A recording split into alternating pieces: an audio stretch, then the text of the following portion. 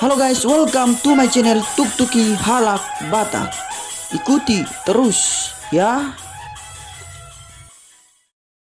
Semua orang tentu menginginkan hidup yang bahagia. Dan tidak sedikit orang yang mengartikan kebahagiaan itu dengan kekayaan.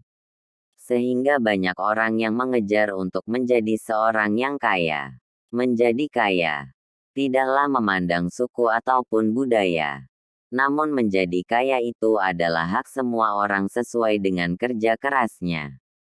Pada video ini kami akan menampilkan suku Batak yang berhasil kaya.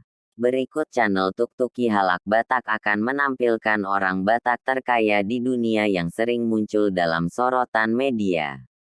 Yang pertama adalah Chairul Tanjung.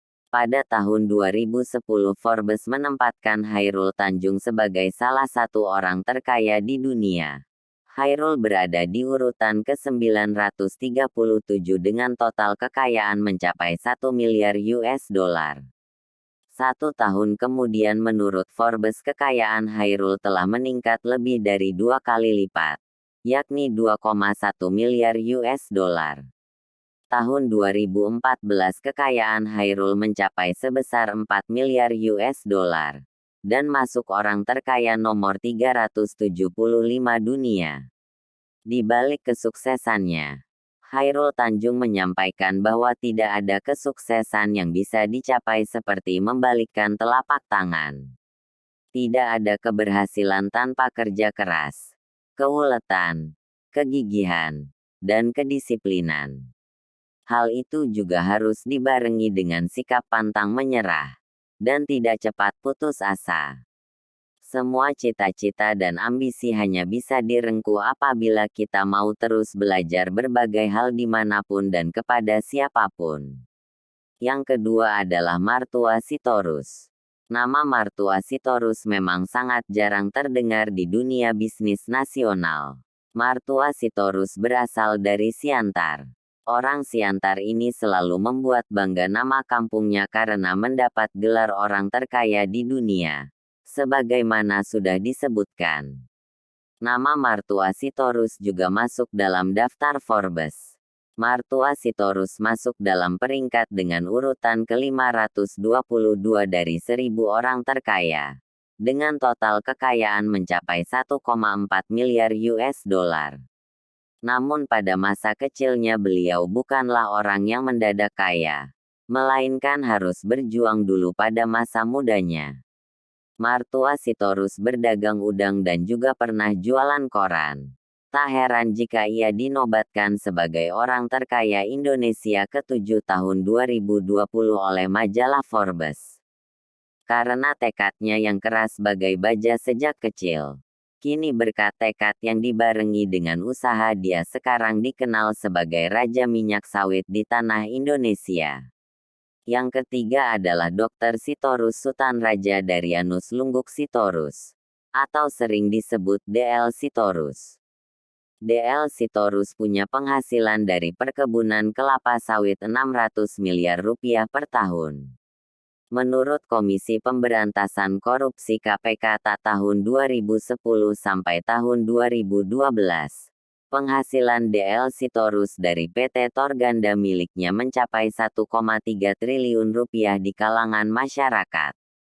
DL Sitorus lebih dikenal sebagai pengusaha kelapa sawit. PT Torganda adalah perusahaan yang dimiliki DL Sitorus. Motto hidup DL Sitorus adalah pohon pepaya. Di mana pohon pepaya itu mulai dari akar pohon daunnya semua pahit, tetapi buahnya sangat manis. Coba kita perhatikan pohon pepaya itu mulai dari akar pohon, daun, dan juga bunganya pahit, tetapi buahnya benar-benar manis. Itulah yang menjadi motto hidup ya, ujarnya. Keempat adalah Hotman Paris Hutapea.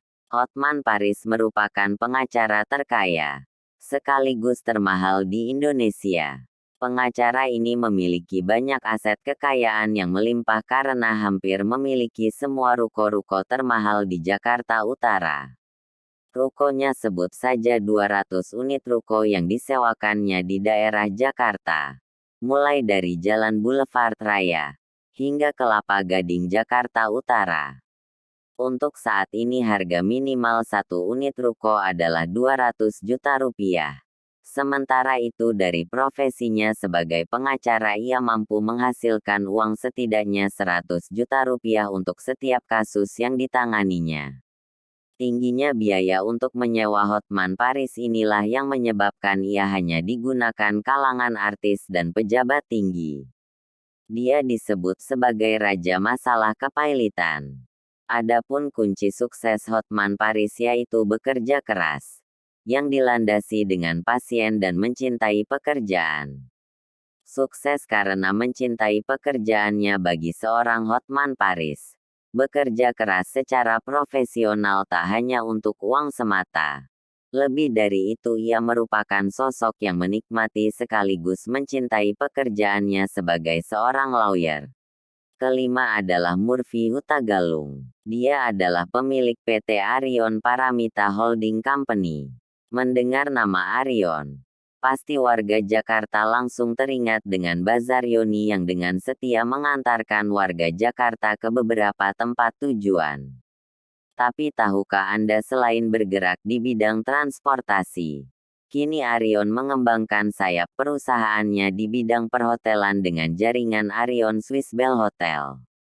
Bisnis perbankan, keuangan properti seperti Mall Arion dan beragam usaha travel keluarga menjadi motivasi bagi Murphy Hutagalung. Dalam meraih kesuksesannya ia sering ditemukan dalam lingkup terdekat, sebut saja keluarga dan teman-temannya. Baginya salah satu motivasi dalam kesuksesan adalah keluarga. Jika menurut teman-teman bagaimana? Benarkah keluarga menjadi salah satu motivasi dalam kesuksesan? Atau keluarga adalah satu-satunya kunci kesuksesan? Tulis komentar kalian di kolom komentar ya. Bye. Sampai bertemu di video selanjutnya Horas.